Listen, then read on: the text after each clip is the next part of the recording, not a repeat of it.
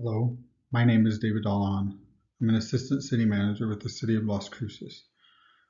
Before you today is a PowerPoint presentation giving you a basic overview of an update to the city's Municipal Code, Chapter 7, which is related to animals.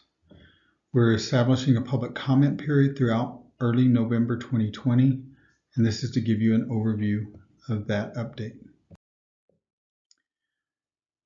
Some history related to the previous ordinance was adopted in 2014. It coincided with an update or a complete rewrite to the corresponding Doña County Ordinance and the City Ordinance. In 2014, the county rewrote their ordinance first, and then later the city went through the same process to have the ordinance updated and to almost mirror the county's changes. There are slight differences within the two ordinances between the city and the county. That's primarily related to the county has more issues with livestock. In early 2017, the then city manager established an animal care task force. It comprised of key city staff, including myself, city attorney, animal control officer, chief, two city councilors, specifically councilors Gondra and Flores, animal care advocates, and non-profit representatives. County animal control staff were also on there, and other members of the public that had a general interest. The objective behind the task force was to update the ordinance for better use by all within the community. Some key updates that are covered throughout the presentation and the ordinance. The updates to the definitions, removal of the animal licensing requirements, the continued requirements for microchipping of all animals, with the additional requirements related to reporting of those microchipping updates, and then community cat allowances, requirements, and best. Before I go into the key updates, I must point the detail of the updates. I must tell you, along with this PowerPoint recording, there is a PDF document on the city's website that goes in detail. If you want, you should open them and listen to this recording at the same time, or watch this recording and then go through it again. And a detailed overview of the changes throughout the document that will occur in slides 4 through 16. The intent section, which had currently referenced licensure requirements, that word referencing licensure has been removed, and we've added the word microchipping. I will explain that further in detail. In the definition section, which is covered over the next several slides, I will go through all of the changes that were added. First of all, clarified throughout the entire document, when it previously said dogs, cats, and ferrets, we've made that the domesticated animals definition. So that has been fixed throughout the entire Chapter 7. We've moved all of the pigeon-related definitions to this section, i.e. fancy pigeon, loft, pigeon, racing pigeon, and sporting pigeon were previously defined in the specialty animal sections, and those definitions have been unchanged but only moved into their correct alphabetical placement within this definitions section. We updated the definition to feral, and we added a definition related to foster care residential. That's a recent issue because we have a large number of animal care providers who are willing to foster animals pending adoption, and we needed to provide clarification within that definition as to how and the requirements associated with that. We updated identification microchip related to ownership. Essentially, proof of the microchip with updated information will constitute ownership of a domesticated animal. Continuing on with definitions, we added impound. That was added to clarify related to community cats, which is discussed further in this presentation. We updated the nuisance reference to the city's nuisance chapter of the Municipal Code, which is Chapter 18. We updated the owner definition related to include care, custody, and control. We updated pet identification related to the identification tag and the owner. We updated sterilized to include the mandate of surgical removal of reproductive organs. And then we clarified trap to include a humane device rather than a mechanical trapping device.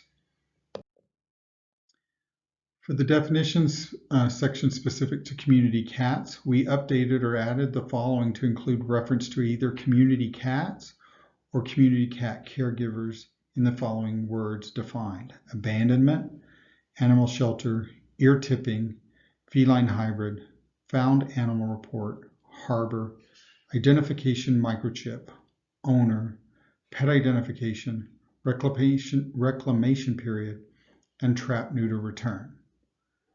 We also added community cat and community cat caregivers. Again, this has included references throughout the remainder of the chapter. Getting into more details of the subsections beyond the definitions, we added section 7-11 was changed to include the licensure requirements. Instead of licensure requirements, it's now a microchip requirement. Essentially eliminated licensing within the city. It does not relieve you of the microchipping requirements. The city has long had licensing requirements, and within the 2014 edition of the Animal Ordinance added microchipping. The licensing requirements are not, essentially for all intents and purposes, not been successful. We're hoping with this changes to the microchipping requirements, like I indicated, were previously required, but we've added that the owners, requiring owners to have pets microchipped and information updated with both the microchip companies and reported to the Animal Service Center of the Mesilla Valley, ASCMV. ASCMV does the licensing for both the city and the county, and they will continue to do that. If your pet has previously been licensed and your microchipped information is up to date with the Animal Service Center, nothing will be required. We added a requirement that requires updates in transfer of ownership between parties. So say I'm a person and I find a dog, or I find an owner that's wanting to give me their dog because they need to rehome it. I would be required under this ordinance to update the microchip ownership requirements with both the company and the Animal Service Center. And then we're also requiring veterinarians to provide updates for any installations to the Animal Service Center on forms to be provided by the Animal Service Center. Our hope is that with increased effort by the veterinarians, that we will make microchipping more successful in the community, and it is a requirement of all veterinarians if this ordinance is adopted as presented. And then lastly, it allows the City Council to impose a fee for intact animals for the microchip registration with the Animal Service Center of the Mesilla Valley. Considering we're eliminating the licensing requirements, we felt like it was important that intact or unsterilized animals that are able to reproduce must be continued to be registered, and they may pay, the City Council may impose a fee for that microchip registry. Unsterilized animals tend to get out more, tend to be more aggressive, especially male dogs, and tend to be involved in more bites or animal fights. Section 7-12F, we updated language related to rabies exposure. Section 7-13C, number 4, we fixed the formatting or the numbering or lettering. You will see that reference throughout the document, and that's just minor clarifications. Sometimes it's we read numbered or lettered a previous section, or we added new sections that required renumbering afterwards. Section 7-13H, we deleted the previous subsection related to delayed implementation. In the 2014 ordinance, there was a delayed implementation section related to the tethering of dogs in their yards. And since that's been implemented now, we've removed that section. In section 7-14, abandonment prohibited, we fixed the formatting and numbering of that section. Section 7-15, animal cruelty prohibitions. In subsection A, we reworded the awkward first phrasing. Subsection B, we fixed the formatting and clarified veterinary care. Item C, which was sexual abuse number 1, was moved to item B above. It was in the wrong place in the 2014 item. Then subsections D and E, we fixed the formatting and numbering to both of these subsections.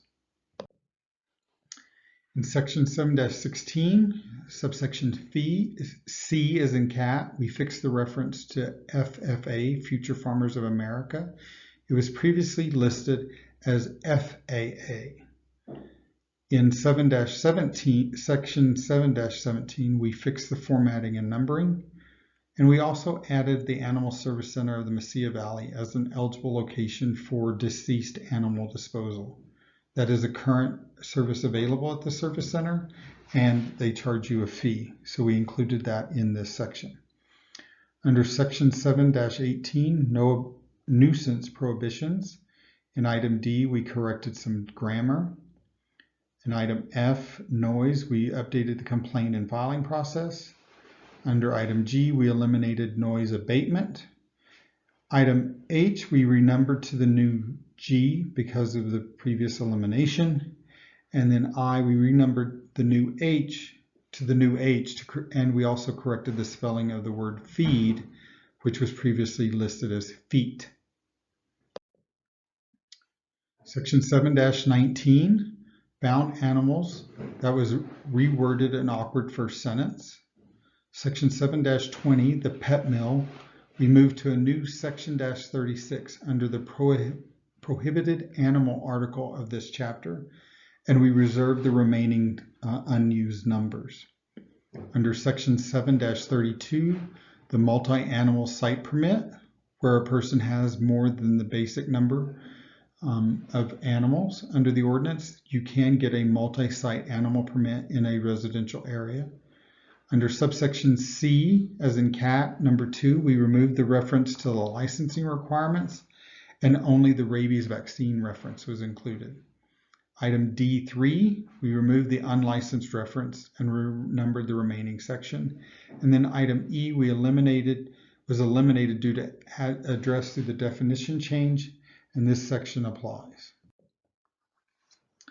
Section 7-31, special animal permits. We fixed the formatting for adding D to the existing language, and we also added subnumbering. For example, under D6, we removed the language to prohibit drakes, male ducks, in this section. If this ordinance is adopted as presented, drakes, along with female ducks and chickens and hens, would be allowed going forward anywhere inside the city limits within established numbers. Roosters would continue to be prohibited in any area, any residential area, other than those areas zoned for livestock keeping. Under D7, this is the pigeon section, which I talked about previously. We fixed the formatting due to the removal of definitions.